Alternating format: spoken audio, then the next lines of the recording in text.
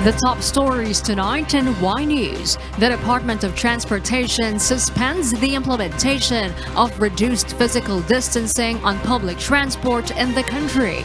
President Duterte might announce his decision on the measure through a public address on Monday. Isususpindi po yung implementasyon ng 0.75 na distancing sa pampublikong mga transportasyon at ibabalik po ito sa 1 meter.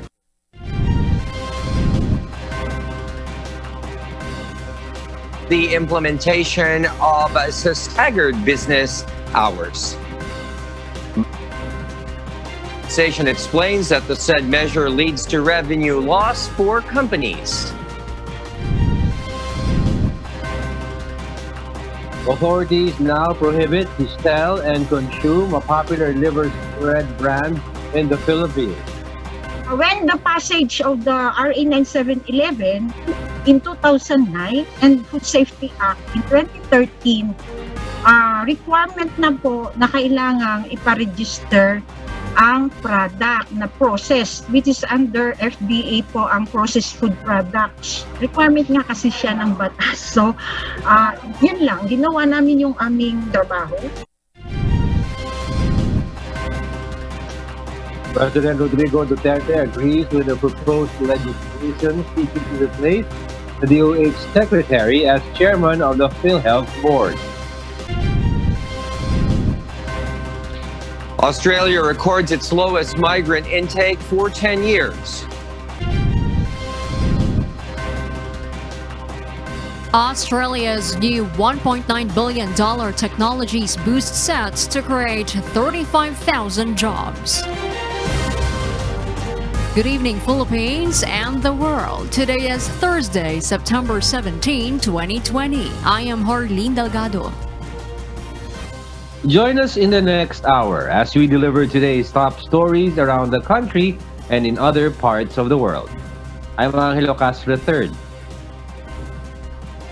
We are also seen in 1,935 satellite monitoring centers nationwide and via live streaming worldwide through the UNTV News and Rescue social media accounts and our website, untv.com. I am William Theo.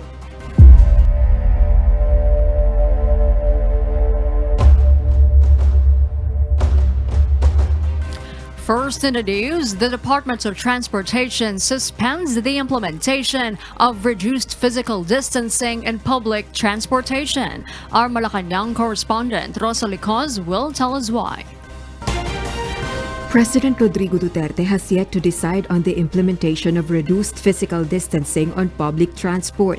This is why Transportation Secretary Arthur Tugade has suspended the implementation of the 0.75-meter distance rule on all modes of public transportation.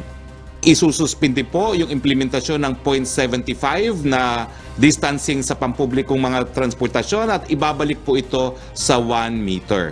The palace official adds that the president has to thoroughly study the report and recommendations yet to be submitted by the Interagency Task Force against COVID-19 on reduced physical distancing.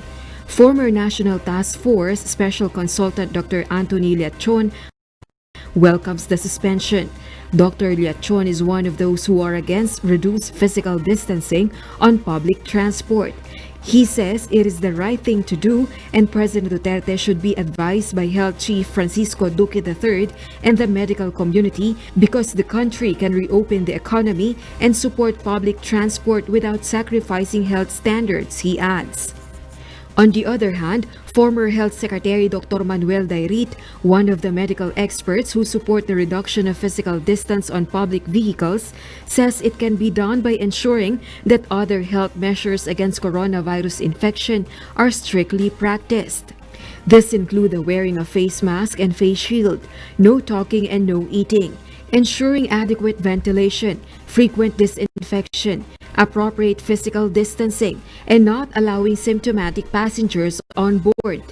You have to take this as a full package. Okay? Hindi lang physical distancing ang issue dito. If you just argue by physical distancing, you are missing out on other interventions that we could use. And also, We are doing this only in public transport so that our people can move, so that the economy can open. President Duterte might announce his decision on the measure through a public address. Rosa Licoz, UNTV News and Rescue. We serve the people, we give glory to God. Civil society groups urge the government not to implement reduced physical distancing on public transport. Joanano tells us why. Various civil society groups are not in favor of reducing physical distance among passengers on public transportation. What they want is to maintain the 1-meter distance. The groups emphasize that as the country gradually reopens the economy, the health and safety of our people should not be compromised.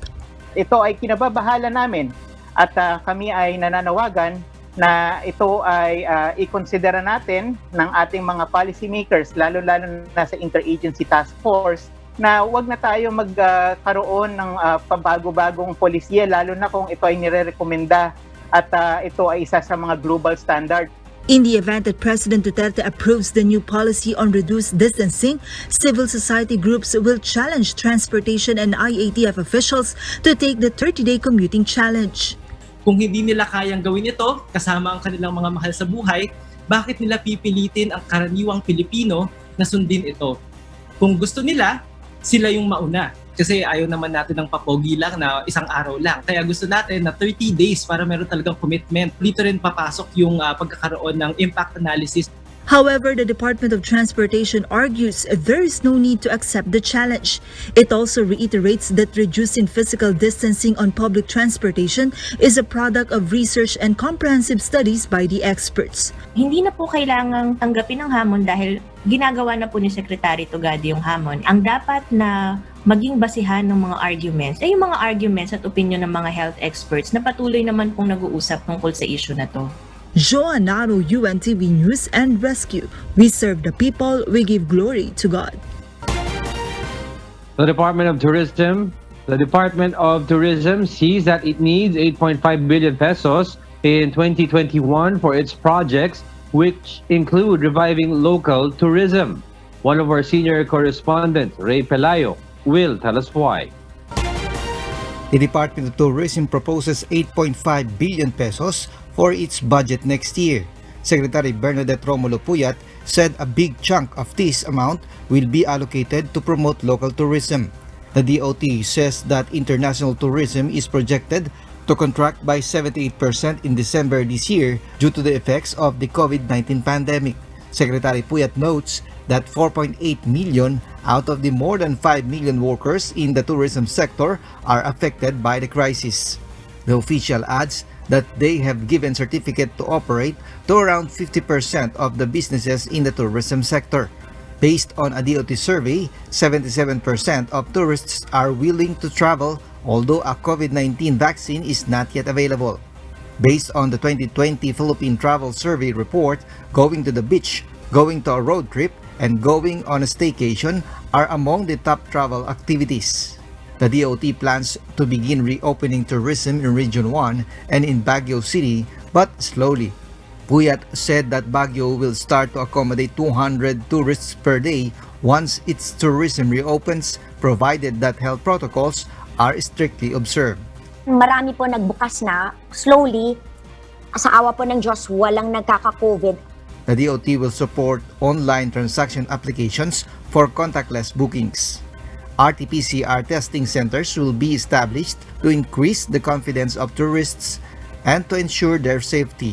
Secretary Puyat further says that under the modified general community quarantine, a 50% capacity is allowed for tourism, but it will still depend on the local government units. Ray Pelayo, UNTV Rescue. We serve the people, we give glory to God. A group of health experts recommends the implementation of staggered business hours, but an employers' organization explains that the said measure leads to revenue losses for companies. Asher Kadapan Jr. will tell us why live. Yes, Asher? The Philippine College of Physicians has sent a proposal to President Rodrigo Roa Duterte and other concerned government agencies to recommend businesses to adjust its operating hours. From the usual 8 a.m. start of operation, it wants some of its employees to instead come in for work at 9 or 10 in the morning. The PCP explains that in this way, the influx of public commuters could be minimized while observing safety measures to help fight the further spread of SARS-CoV-2. PCP Vice President Dr. Maricar Limpin further explains their recommendation. Kung gagawin natin yung iba alas 8, alas 9, yung iba alas 10, then yung dami mahahati sa 3. So mas medyo malilesen natin yung dagsaan ng mga tao na mangangailangan ng sasakyan, and this will help us ma-maintain natin yung 1 meter physical distancing natin. But Employers Confederation of the Philippines, or ECOP, President Sergio Ortiz Luis Jr. said businesses have already been adopting the said measure due to limited public transportation since the community quarantine restrictions were imposed. He said that the adjustment in operation hours has been taking a toll against the company's revenues as their full operation is hampered. Here's an excerpt of our phone interview with the president of ECOP.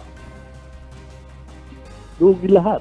Dahil hindi ka maka-operate ng full, hindi ka maka-operate ng tama, masyado magastos sa pagpasok ng mga tao. So kung hindi naayos yung transportasyon, madali magbigay ng rekomendasyon.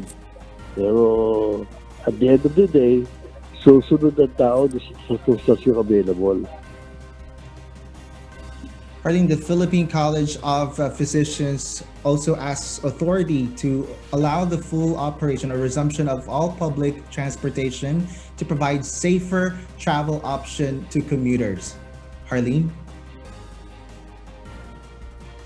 So, Asher, why does the Philippine College of Physicians promote the 1 meter social distancing measure?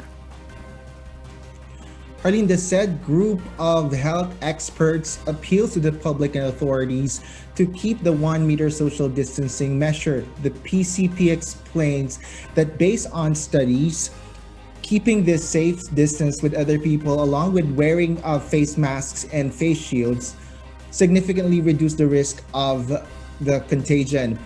Dr. Limpin also emphasized that the 3 measures should be done simultaneously to efficiently avoid contracting COVID-19. Harleen? Thank you so much, Asher Cadapan Jr., for that report. The Valenzuela City local government will use social media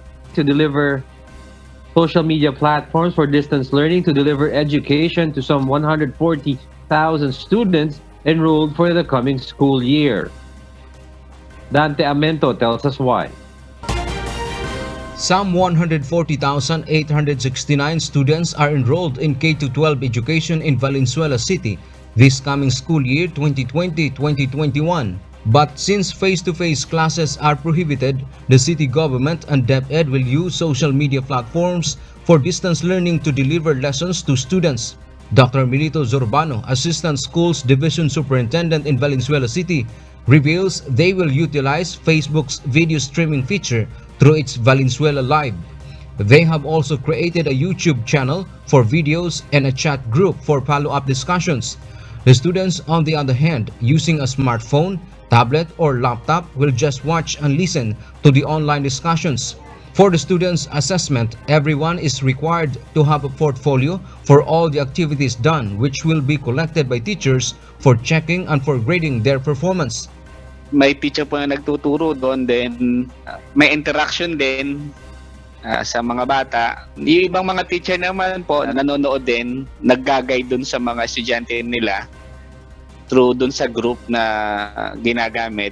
Meanwhile, Senator Sherwin Gatchalian, chairman of the Senate Committee on Basic Education, Arts and Culture, says that based on their survey, 80% of students in Valenzuela City have internet connectivity and gadgets.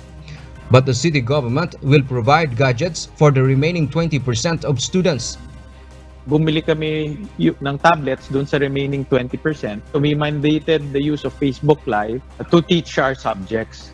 Ngayon, it doesn't mean that hindi na namin papansinin yung national TV at radio. It will really depend on the superintendent paano niya balansehin yun.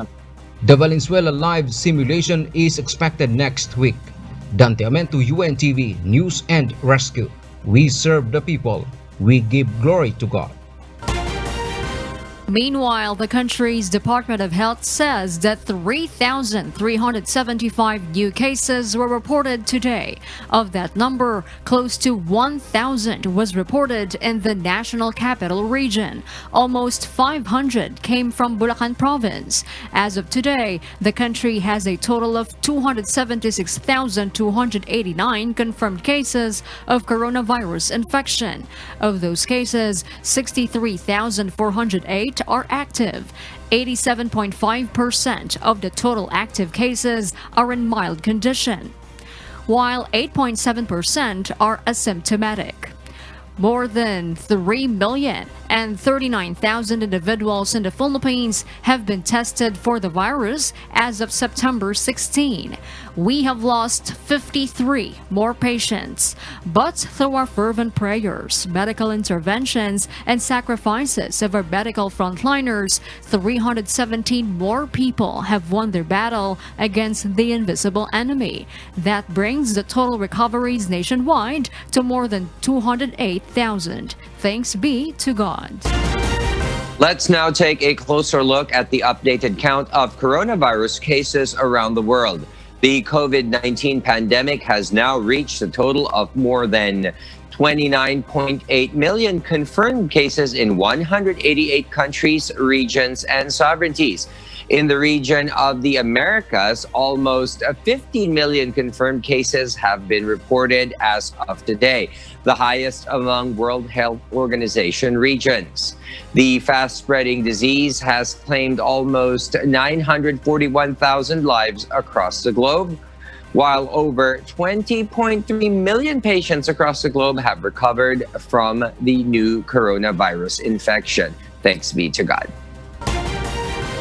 Some netizens were surprised that a popular liver spread brand in the Philippines has been flagged by the Food and Drug Administration as unregistered. Now they are wondering why it has not been recalled when it has long been present in the market. Some even say they have consumed a lot of it already since it has become available in shelves. According to secure a certificate of product registration or CPR. Also, according to FDA Center for Food Director Marilyn Pagayunan, their measure is part of the FDA's regulation. The FDA official explains that the liver spread brand had been allowed in the market because food manufacturers were just asked to secure a license to operate before.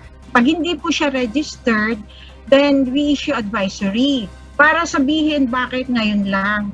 Kasi po, in the past po, ang locally manufactured products are not mandatory to be registered. Meron ka lang license to operate. It applies to the food manufacturer na planta where the food product is being manufactured. But when the Philippine government began to implement a law on processed foods, manufacturers were asked to also secure a certificate of product registration. The FDA says it was in 2017 when the liver spread manufacturer was asked to secure its certificate of product registration, but it failed to comply.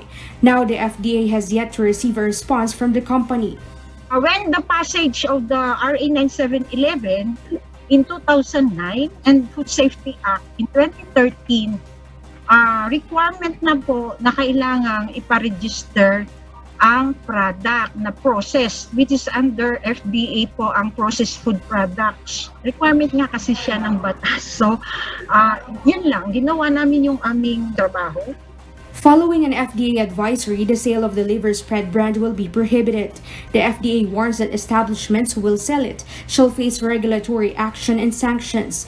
The FDA has also found out other unregistered products like cooking ingredients and food supplements. Director Pagayunan also emphasizes that unregistered products clearly did not undergo the agency's evaluation process, so it has not been proven to be safe for consumption. We are also encouraging the consumer to report to us and also to be vigilant if you want to assure nga the quality and safety of the product.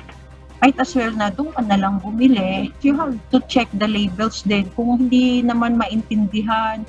Tapos yung mga physical appearance ng product, sample sa mga dilata, if is rusty and dented. So ibig sabihin, something is wrong. The public is advised to check the FDA website www.fda.gov.ph to see what products are FDA approved and registered. Aiko Miguel, UNTV News and Rescue. We serve the people, we give glory to God. Senate President Vicente Soto III said President Rodrigo Duterte has agreed with his proposed measure that seeks to replace the Secretary of Health as the chairman of PhilHealth's Board of Directors. President Duterte met with the heads of both chambers of Congress last night and discussed measures to stamp out corruption. According to Soto, President Duterte wanted to abolish or privatize PhilHealth. However, he said that it might be better to see how the leadership of new PhilHealth President and CEO Dante Gueran will perform in the coming months, adding that he has a bill that will place the Secretary of Finance as the PhilHealth Board Chairman.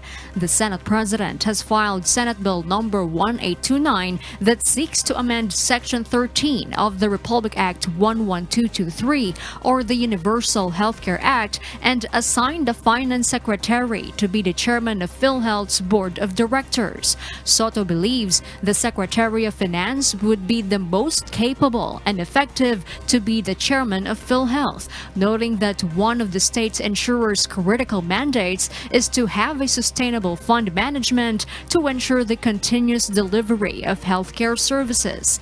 He adds the irregular and improper implementation of the Interim Reimbursement Mechanism or IRM based on the Senate Committee of the Whole report greatly affected the actuarial life of PhilHealth, which he said caused panic and alarm from the public. Also, under the bill, the health secretary is still a member of the board to provide necessary linkage between the Department of Health and PhilHealth. Soto said President Duterte did not mention Health Secretary Francisco Duque III during their meeting. He adds the chief executive wants to amend the anti-red tape law and the ease of doing business law. The president, according to Soto, is even willing to attend congressional hearings if needed. Meanwhile, more composite teams will be formed to investigate the alleged corruption and anomalies in PhilHealth, according to Justice Secretary Menardo Guevara. The official has not yet determined how many additional composite teams will be created. One of those will be a team to investigate particularly the agency's financial management sector. For now, Task Force PhilHealth has two existing composite teams to probe the state insurance information technology and legal sectors. They are expected to kick off their work next week as newly appointed PhilHealth Chief Attorney Dante Gueran formally assumes his post. Malacanang lets the Office of the Ombudsman decide on whether or not to publicize the 2018 and 2019 Statement of Assets, Liabilities, and Net Worth or SALN of President Rodrigo Duterte. This after the Ombudsman restricted public access to the wealth declaration of government officials. A public official who submitted a SALN has to give permission to access the document. The palace respects the new guidelines of the Ombudsman has released. However, it refuses to comment on the issue if President Duterte is open to publicize his SALN. We respect po the constitutional prerogative of a constitutional body such as the Ombudsman. We will leave the matter to the Ombudsman. We respect his prerogatives. As the search for cure and vaccine against COVID-19 continues, the World Health Organization will push through with its solidarity trial in the Philippines. The country's health department says it will not spend for the vaccine itself. Aiko Miguel explains why. The Department of Health last week stated that the World Health Organization solidarity trial for potential COVID-19 vaccines will possibly start in October. According to updates from DOH Undersecretary Maria Rosario Vergere, the solidarity trial will last for a year and a half. She adds the fund for the trial has already been approved. the expected start, no, though we say that this is tentative because things might change, would be the third week of October. The duration of this solidarity trial for vaccines would be 18 months. Ang total approved budget po natin, which is funded by the Department of Science and Technology, is 89.1 million. Undersecretary Vergere clarifies that the allotted fund will cover only the operational expenses, while the vaccines to be used in the trial will be provided by the manufacturers. There are 34 potential vaccines evaluated by the World Health Organization that will be part of the COVID-19 vaccine trials. 9 of these are on clinical trial phase 3 and the rest are on clinical trial phase 2. According to the DOH, 12 of the 34 vaccine manufacturers are negotiating with the Philippine government through bilateral agreements. The vaccines of 7 manufacturers negotiating with the Philippine government are on phase 3. These are the Oxford AstraZeneca, the Gamaleya Research Institute, Sinovac Inactivated Vaccine, Sinopharm Wuhan Inactivated Vaccine, BioNTech, Fosun Pharma Vaccine, and Moderna. Tayo ay nakikipagkasunduan na sa iba't ibang manufacturers para magkaroon ng phase 3 clinical trial dito. By doing this, we also increase our chances, no, of having this allocation coming from these manufacturers because we have agreed to have the phase 3 clinical trial here. The DOH and Vaccine Experts Panel are waiting for the signed Confidential Disclosure Agreement or CDA from the manufacturers. Maraming mga pag-uusap, no, na ginagawa tayo when it comes to the procurement of vaccines. As I've said, all efforts are being strengthened, no, para tayo ay magkaroon ng posisyon para we can also access vaccines in spite of the different provisions of our law which somehow restricts us, no, para dito sa mga arrangements na gusto ng ibang manufacturers. Aiko Miguel, UNTV News and Rescue. We serve the people, we give glory to God. President Rodrigo Duterte will definitely extend the declaration of state of calamity in the country due to coronavirus disease 2019, according to presidential spokesperson Harry Roque.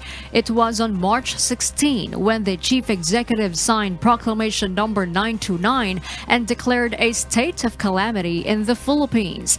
This was effective for 6 months or until yesterday, September 16. Under the state of calamity declaration, the national government as well as the local government units can utilize the appropriate funds and quick response fund to respond against the pandemic. Definitely in the desk of the president, probably signed by now on its way down to the office of the executive secretary. The Duterte administration has expressed willingness to work with newly elected Japanese Prime Minister Suga Yoshihide to enhance the bilateral relations between the Philippines and Japan. Suga was proclaimed the new prime minister yesterday after winning the election during a diet session following the resignation of former Prime Minister Shinzo Abe. The palace also congratulates the new prime minister. The Duterte administration is ready to work with Prime Minister Yoshihide Suga in further strengthening the strategic bilateral cooperation, building on the special relationship established with former Prime Minister Abe Shinzo. The Philippines considers Japan as a close friend, a friend closer than a brother. Now, here's a glimpse of what's the weather like in parts of the country.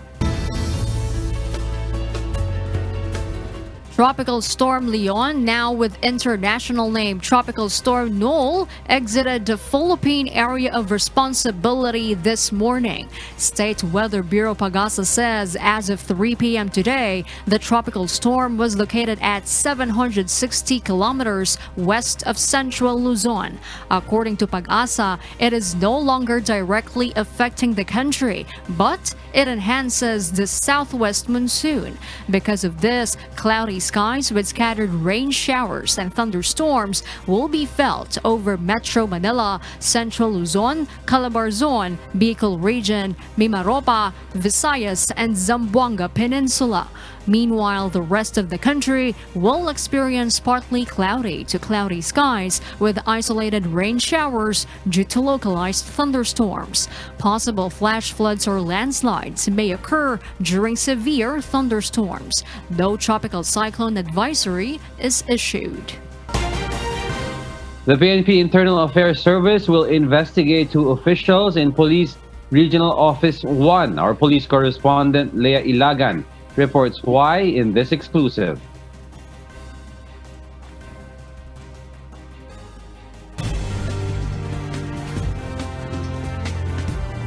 The PNP Internal Affairs Service will investigate Police Regional Office 1 Director, Police Brigadier General Rodolfo Azurin Jr. and Regional Internal Affairs Service Region 1 Director, Attorney Benilda Indasin. This move comes after the dismissal of the rape and acts of lasciviousness cases against Police Staff Sergeant Randy Ramos and Police Staff Sergeant Marawi Torda. Internal Affairs Service Inspector General Attorney Alfigar Triambolo reveals that the National IAS is the office investigating the cases and not the regional office. Now he is wondering how they came up with such decision. Triambolo adds they had recommended that Ramos and Torda be determined guilty of rape and acts of lasciviousness, but Azurin and Indasin allegedly reversed their decision. Ang nagbago nga Region 1 kaya pa-imbestigahan ko, bakit sila nag-desisyon na wala yung kaso sa kanila? Azurin meanwhile says they were the first to investigate the case before the IAS National Headquarters did. That's why they have their own decision. He adds the rape and act of lasciviousness cases against the two policemen were lacked of evidence. Doon kasi doon sa namatay. Kaya naging lack of sufficient evidence. Bago na pirmahan ng victim yun, yung complaint niya, namatay siya binaril siya. Hindi niya napirmahan. So, based on technicality yung nangyari doon sa kay Pabel, Pineda. Doon naman kay Ramos, kaya na-dismiss kasi during the course ng interview at investigation, parang lumalabas na hindi pinilit yung bata. As a matter of fact, parang binayaran pa nga Merong discussion doon. But Attorney Triambolo explains that if irregularities in Pro 1's decision are proven, those involved will face charges. Least grade irregularity in the performance of duty, willful violation ng napulpong circular. On July 2, Fabel Pineda, a minor, and her 18-year-old cousin were arrested by Torda and Ramos for violating the curfew. But instead of bringing the two curfew violators to the San Juan Municipal Police Station, the cops brought the two females to a secluded place. The next morning, the girls and their relatives filed a complaint at the police station against the two police officers. But Pineda was gunned down that same day by an identified suspect on her way home. Torda and Ramos are now facing murder and rape cases before the Department of Justice. Leah Ilagan, UNTV, News and Rescue. We serve the people, we give glory to God. The country's third telco player, Dito Telecommunity, assures that building towers within military camps poses no threats to national security. Vincent Arboleda will tell us why. Questions have been raised after the government allowed the third telco player, Dito Telecommunity, to build towers within military bases. Some believe that this may pose threats to national security, as they claim that China may use the towers to spy on the armed forces of the Philippines. But according to Attorney Adel Tamano, Chief Administrative Officer and Corporate Secretary of Dito Telecommunity, Chinatel is just an investor and a provider of technical and technological capacity to the company. Dito remains a Filipino company. In law, we call it the juridical entity, right? So in terms of the corporation itself, it's a Filipino company, and hence we are bound and we must comply with Filipino laws. Tamano also gave his assurance that they will not let the facilities and infrastructures of Dito be used for espionage against the Philippines. Tamano added that several government agencies have already approved their cybersecurity plan. We provided that to the DICT and to the NSA.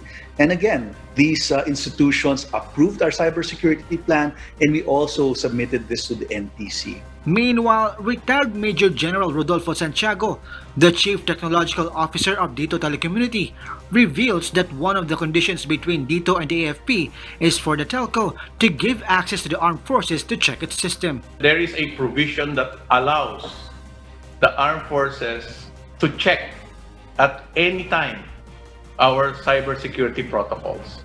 No foreign nationals will be given access to the camp during the building of the tower. According to Brigadier General Jose Ariel Niembra, Chief of the AFP's Intelligence Service, they see minimal threats in the plan of building cell sites inside military camps. Niembra also wants to amend the Memorandum of Agreement to make sure that no security breach will happen. The measures include assigning Filipino engineers to guard the installation process of the cell sites and giving access to the AFP for the conduct of security audit. Vincent Arboleda, UNTV, News and Rescue. We serve the people. We give glory to God. It is on track, the implementation of the national ID system for this year, despite the challenges posed by the COVID-19 crisis. In today's Senate Committee on Finance hearing on the proposed 2021 national budget of NEDA, Acting Secretary Carl Kendrick Chua said they aim to pre-register 9 million families and register 5 million low-income households before the end of the year. The priority of the first few beneficiaries of the national ID are the low incomes without bank accounts, so that in case we need to support them later on, matulungan po sila. Philippine Statistics Authority or PSA Undersecretary, National Statistician Dennis Mapa explained that because mass registrations are not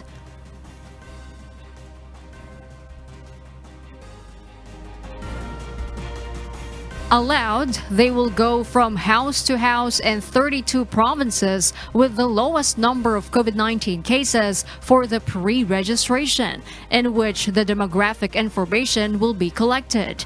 After this, they will set an appointment system for the collection of biometrics, including fingerprint, iris scan, and photograph of the registrants. The registrant will be going into our mobile registration centers on a specific day and a specific hour. This is to minimize crowding, queuing, and at the same time lessen the time spent in the registration center.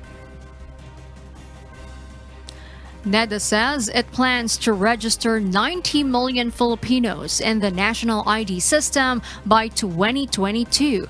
The first 45 million Filipinos are eyed to be registered next year, including the 10 million low-income household heads that will be provided with bank accounts. Another 42 million Filipinos in 2022 and 24 million Filipinos in 2023. NEDA has a proposed budget of 11 billion pesos for next year, 8.4 billion of which will be allocated to the PSA for the implementation of the Philippine ID system. And for the news abroad, here's Maria Latoza reporting live from Perth, Australia.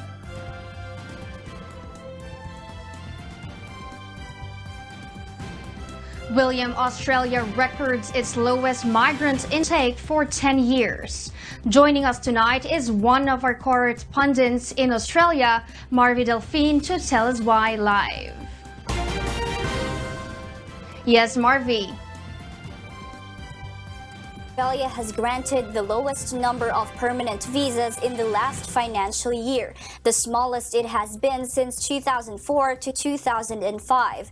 Australia's intake from 2019 to 2020 under the Permanent Migration Program was at 140,366, nearly 20,000 fewer than the annual migration cap of 160,000, which is also down from the 10-year average of 175,000 permanent visas approved each year. This comes as the COVID-19 pandemic caused delays in visa processing and heavy restrictions on international travel. The Australian government has indicated that the novel coronavirus had a significant impact on the outcome of the 2019 to 2020 migration program, including due to disruption to supporting services such as English language testing, biometrics, and health and character checking. But former Immigration Department Deputy Secretary Abul Rizvi said COVID-19 was not the only limiting factor that prevented the government from not falling short of its target figures. Mr. Rizvi highlighted the difficult requirements for visa holders to attain qualifications locally. As for the future of the migration program in 2020 to 2021, its size and composition will be considered in light of the rapidly evolving COVID-19 situation and will be announced as part of the federal government's budget in October. Mr. Rizvi added to his statement, if the overseas arrivals cap remains tight and the government is concerned about that, then it is highly likely that we will see a substantially smaller program. Moreover, recent statistics showed 96,000 visas were granted to applicants under the skilled stream, which accounted for nearly 70% of the total migration program. Last week, the government announced a new skill list which has 17 designated categories that will be prioritized for a travel exemption, allowing them to enter and work in Australia. This includes nurses, doctors, construction managers, and software engineers. Successful migrants would still be required to complete the 14-day supervised quarantine out of their own pockets. Marielle?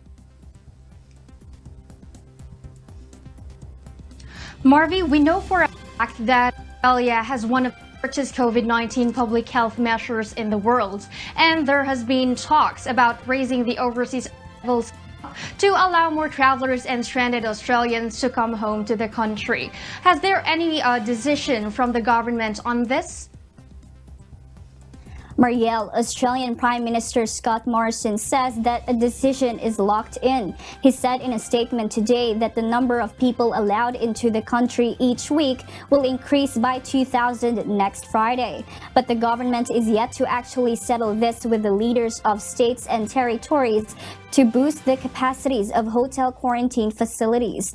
There is certainly growing pressure on the Australian government to bring more Aussies home, as the Amnesty International claims that Australia could be breaching international human rights laws that guarantee people's ability to return to their home country. Marielle? Thank you, Marvi, for that report live from Australia.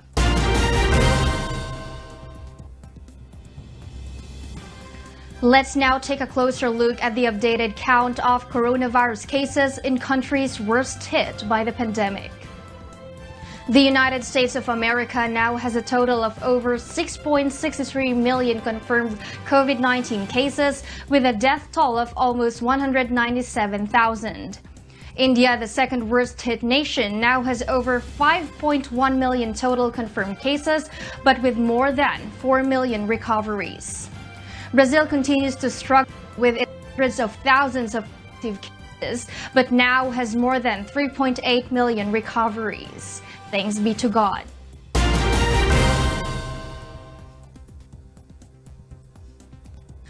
Singapore Tourism Board will be distributing $100 worth of vouchers to Singaporeans. One of our correspondents in Singapore, Roy Cheka, will tell us why live. Marielle, the Singapore government is doing everything they can to support local tourist attractions amid the COVID-19 crisis. Ever since the lockdown started in April this year, the local tourism industry here in Singapore has faced a significant decline in visitors, resulting in an economic downturn. The Singapore Tourism Board, or STB's solution to distribute 100 Singapore dollars worth of Singapore Rediscovers vouchers to every Singaporean aged 18 and up. These vouchers are applicable for staycations, attraction tickets, and tours that have been approved by the STB and will be ready for use by December this year until the end of June next year. However, the vouchers will strictly be available for Singapore citizens only. That means permanent residents or work pass holders are not eligible. Singaporeans below the age of 18, on the other hand, will instead receive a $10 subsidy for their respective tickets. STB plans to use SingPass, a digital government system used here in Singapore to allow a simple, straightforward, and secure distribution of the vouchers. Singapore hopes that this economic scheme could help the local tourist industry to garner more visitors and increase revenue as they try to recover from this pandemic. Marielle? Roy, what are the Singaporean government measures to ensure that our attractions are safe for tourists? Marielle, strict safety measures will still be in place, such as temperature screenings, wearing of masks. There are safe distancing ambassadors to make sure the crowd is separated accordingly.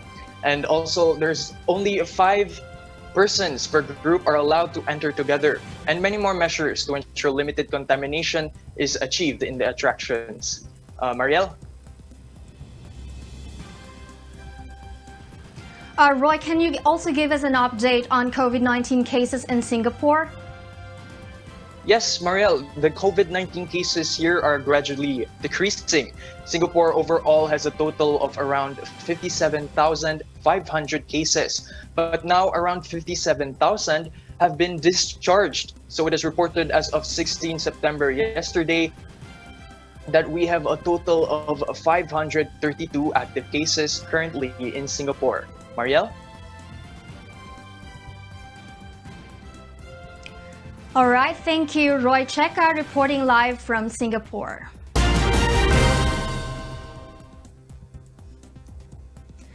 And here in Australia, Prime Minister Scott Morrison announced in his visit to Port Kembla, New South Wales this morning that a 1.9 billion Australian dollar investment package will roll out for economy strengthening, emission reduction and job boosting. The said fund focuses on emerging technologies that aim to improve Australia's energy supplies, reliability, and to lower emissions and household costs. According to Prime Minister Scott Morrison, an extra of 1.62 billion Australian dollars is being delivered to support the next generation energy technologies for the Australian Renewable Agency to reduce emissions in the agriculture, manufacturing, industry and transport sector. This aims to achieve 3 goals, whether it is in storage, carbon capture and hydrogen. Building homes, running hotels and truck fleets are also expected to be run with lower emission technologies through this package. To see these things happen, the Prime Minister emphasized how important it is to invest now. In a statement, he said that what matters is lowering the emissions costs and that it will create more jobs. This package also means creating 35,000 jobs in manufacturing, industrial, steel production and agriculture. In the previous months, Australia reached a 7.5 record high unemployment rate. The easing of COVID-19 restrictions in most of the states, it unexpectedly fell to 6.8% in August this year, which boosted optimism that Australia may have surpassed the worst of the pandemic recession. Australia's Treasurer Josh Frydenberg confirmed that 458,000 new jobs were produced over the last 3 months.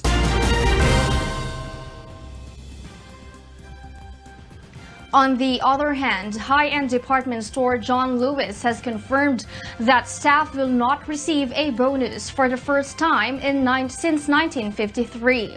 This comes after it was hit by lockdown store closures. For the 6 months to the 25th of July, the department store chain posted a £55 million loss. Pre-pandemic, it had warned it might not be able to pay the usual staff bonus. Chairwoman Dame Sharon White has told staff the announcement would come as a blow.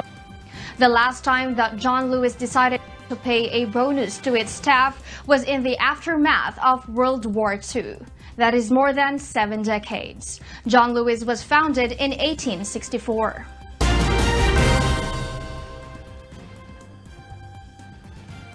And those are the reasons behind the news here in Australia and in other parts of the globe.